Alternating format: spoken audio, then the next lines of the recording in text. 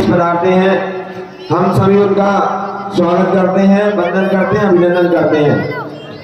स्वागत इस मेला में सर्वप्रथम मैं अपनी ओर से श्री राम सिद्धकला परिषद की ओर से हमारे पधारे अतिथि भाई साहब श्री चंद्रशेखर जी साहू एवं भाभी जी एवं भाई साहब श्री रामनिवास शर्मा जी हमारे बार एसोसिएशन के अध्यक्ष एवं सचिव हैं।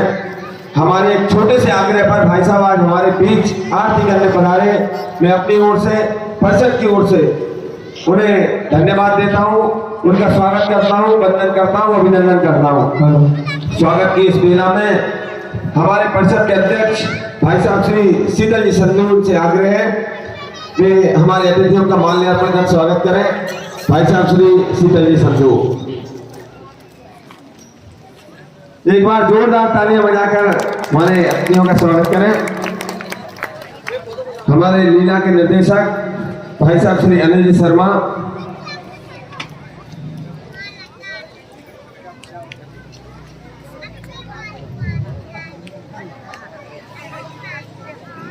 परिषद के वरिष्ठ सदस्य भाई साहब श्री पवन जी शर्मा आए और अतिथियों का माल्यार्पण कर स्वागत करें। लीला के सह निर्देशक भाई श्री नरेंद्र शर्मा जी बंधु, लीला के सह निर्देशक भाई साहब श्री ब्रजेश जी शर्मा, संतोष जी जैन, राम सेवक जी यादव, परिषद के उपाध्यक्ष भाई श्री विजय बैरागी जी,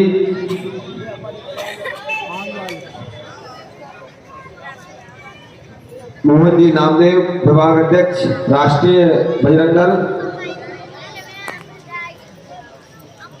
राजकुमार जी सेन, अंशुल शर्मा, नीरज जी पटेल,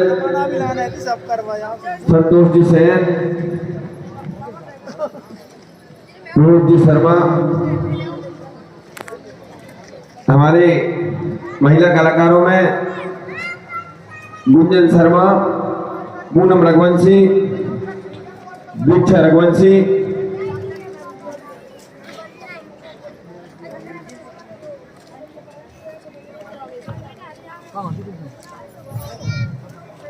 शिवानी रघुवंशी आए और भाभी जी को पुष्प बैठकर उनका इस मंच पर स्वागत करें, वंदन करें, अभिनंदन करें।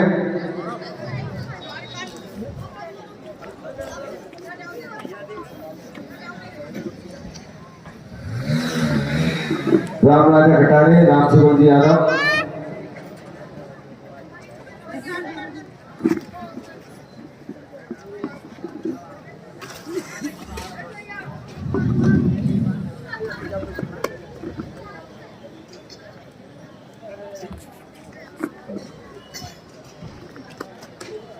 स्वागत की इस मेला को यहीं पर समाप्त करते हुए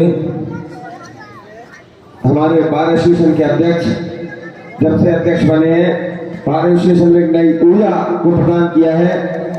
निरंतर सकारात्मक कार्य उनके द्वारा किए जा रहे हैं।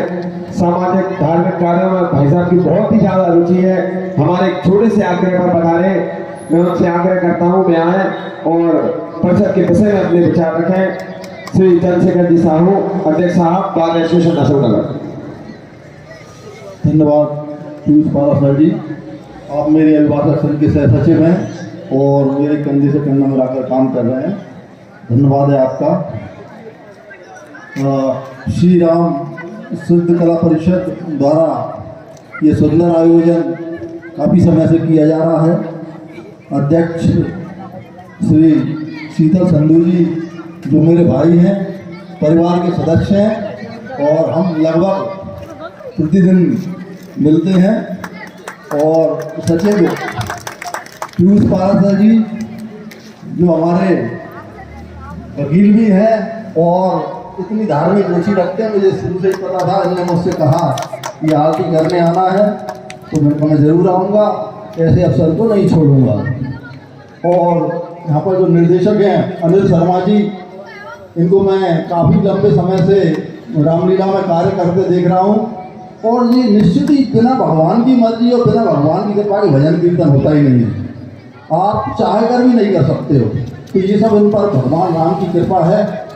जो यहाँ पर जो भगवान राम के चरित्र का चित्रण कर रहे हैं, मेरे अभिभाषक संघ के सचिव मेरे भाई रामनिवास शर्मा जी और मेरी अर्धांगिनी श्रीमती कविता साहू जो मेरे साथ में हैं, और इस कला परिषद के समस्त कलाकारों का मैं आभार व्यक्त करता हूं कि आप आपके अमूल्य समय से इस रामलीला का चरित्र और चित्रण कर रहे हैं। और हमारे पंडित जी बड़ी मधुर आवाज़ में आरती गा रहे थे। मुझे प्रथम बार अवसर मिला है इस मंच पर आने का, और मैं कोशिश करूंगा कि आप मुझे प्रतिवर्ष बुलाइए और मुझसे जो भी सहयोग होगा मैं करूँगा। मित्रों, यहाँ पर चूँकि रामलीला का मंचन चल रहा है, तो रामायण के संबंध में ही हमारा वार्तालाप होना चाहिए। भगवान राम जब सीता जी का हरण हो गया और उन्हें जब पता लगा कि रावण ने सीता का हरण किया है, तो जब उन्होंने युद्ध नीति बनाई थी, उन्होंने 3 प्रकार के लोगों को लिया था। एक मित्र, एक भक्त और एक सेवक। मित्रों में उनके सुग्रीव थे और विभीषण थे। मित्र को मित्र पर विश्वास आसानी से नहीं होता है। भक्त अंधा होता है। भक्त हनुमान जी थे, उन्होंने कभी भी भगवान राम की शक्ति पर शक नहीं किया, लेकिन सबसे पहले शक सुग्रीव को हुआ जब भगवान ने कहा कि मैं तुझे किष्किंधा का राजा बनाऊंगा और बाली को मैं मारूंगा। तो चूंकि सुग्रीव जानता था कि मेरा जो भाई है बाली सूर्य उदय से पूरी पृथ्वी की परिक्रमा कर देता है, और ये कैसे मार देंगे, उनके पास तो कोई मुझे बल का भी पता नहीं है, सेना का भी पता नहीं है, और ये अकेले हैं। तो उन्होंने अपने मित्र की पहले परीक्षा ली। कहा कि पहले ये 7 जो ताड़ के पेड़ हैं, इन्हें एक बाण से गिरा के बताओ, तब मुझे विश्वास होगा कि तुम मुझे किष्किंधा का राजा बना दो। मित्रों, मित्र को मित्र की शक्ति पर शक हुआ और फिर उन्होंने प्रमाणित किया। दूसरा शक किसको हुआ? विभीषण को हुआ। कब हुआ? जब रावण अंतिम युद्ध करने के लिए दिव्य रथ पर बैठकर पूरी ताकत के साथ युद्ध लड़ने के लिए आ रहा है। विभीषण भगवान राम के साथ खड़ा हो गया है, तो विभीषण देखता है कि रावण दिव्य रथ पर आ रहा है, और विभीषण जानता था कि मेरा भाई काल विजयी है, मेरे भाई ने यम को, कुबेर को, जम को सबको बंदी बनाया है। तो विभीषण को शक हो गया। तो विभीषण क्या कहता है कि नाथ नरथ न पद प्राणा, कई विधि जीते वीर बलवाना। विभीषण कहता है भगवान आपके पैरों में जूते नहीं हैं, सीने पर कवच नहीं है, बैठने के लिए रथ नहीं है, आप कैसे जीतोगे रावण को? तब भगवान ने कहा था कि सौरज धीरज जय रथ चाहता। मेरे पास सौरज है, धीरज है और सत्य धर्म दृढ़ ध्वजा पताका मेरे साथ सत्य है, मेरे पास धर्म है, ये मेरे रथ की ध्वजा पताका है। और जब विभीषण को विश्वास हुआ और जब भगवान रावण ने रावण को मार दिया और युद्ध को जीत लिया,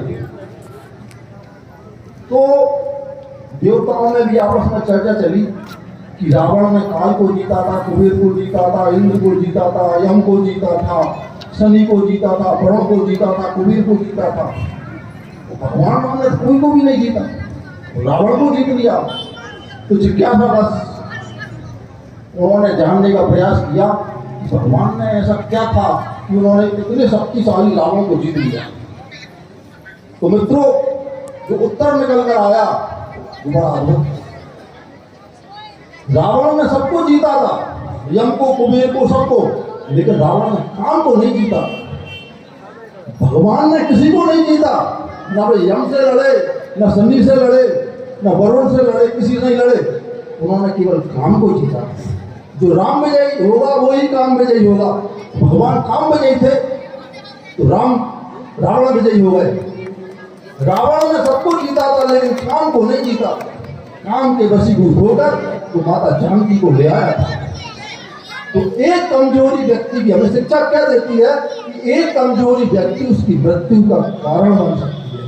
अगर रावण ने काम विजयी हो जाता तो वो राम विजयी भी हो जाता, क्योंकि भगवान को उसे युद्ध ही नहीं करना पड़ता, फिर तो वो भगवान के पार्षदों में शामिल हो जाता। तो रावण काम विजयी नहीं हो सका। और भगवान जब अयोध्या से चले थे तो केकई ने क्या बताना मांगा था कि तापस्य वेश विशेष उदासी। कौन सा वेश हो? तपस्वियों का वेश हो। और कैसा जीवन हो? उदासीन जीवन हो। तापस्य वेश विशेष उदासी 14 वर्ष राम वनवासी। तो कैसे जीवन जीना 14 वर्ष? तपस्वियों के वेश में। माता सीता थी, माता सीता 14 साल भगवान के साथ में नहीं, लेकिन कैसे व्यस्त जीवन नहीं जिया भगवान राम ने। 14 वर्ष तक वो उन्होंने सात्विक जीवन जिया, ब्रह्मचर्य का जीवन जिया। भगवान जब राम अयोध्या से चले तो मित्रों काम होता है स्वर्ण में। अब सोना पहनोगे काम जागेगा। भगवान ने सारे सोने के आभूषण उतार दिए। काम वस्त्रों में होता है, भगवान ने वस्त्र उतार दिए। काम भोजन में होता है, भगवान ने भोजन त्याग दिया। तो भगवान काम विजयी होकर निकले थे और रावण कभी भी काम विजयी नहीं हुआ। तो जो विभीषण और सुग्रीव ने भगवान की शक्ति पर शक किया, लेकिन हनुमान जी ने कभी भी भगवान की शक्ति पर शक नहीं किया। तो हनुमान जी अशोक वाटिका में पहुंचते हैं और 7 समुद्र पार के सीता के पास पहुंचते हैं। माता सीता कहती हैं कि अरे तुम 7 समुद्र पार करके आ गए। तो हनुमान जी का क्या उत्तर होता है? सुन माता शाखा मृग नई बलवती विशाल प्रभु प्रताप के गरुण हाय परम गरु ब्याल। माता मेरा इसमें कोई ऐसा नहीं है, ये तो पीछे भगवान की शक्ति मुझे धकेल गई थी और मैं आपके पास आ गया। तो हनुमान जी जब लौट कर भगवान राम के पास जाते हैं तो भगवान राम कहते हैं अच्छा तो लंका जलाया है, सीता का पता ले आए। तो हनुमान जी क्या कहते हैं? ताकि प्रभु को शिवम नहीं जापत तुम अनुकूल तब उत्तर ख्याल नहीं 4 सफाई खलतू। मैंने क्या किया भगवान? सब आपने ही किया है, ये तो शक्ति आपकी थी। तो हनुमान जी ने कभी नहीं कहा तो मैंने किया। तो भक्त में और मित्र में बड़ा अंतर होता है मित्रों। क्योंकि आप लोग रामायण देखने के लिए आए हैं, मैं आपका ज़्यादा समय नहीं लूँगा और आपने मुझे बुलाया इसके लिए धन्यवाद। मैं आपका आभारी हूँ। जय श्री राम। धन्यवाद भाई साहब, आपने भक्त और मित्र के बीच की गजब परिभाषा हमें बताई। बहुत बहुत धन्यवाद।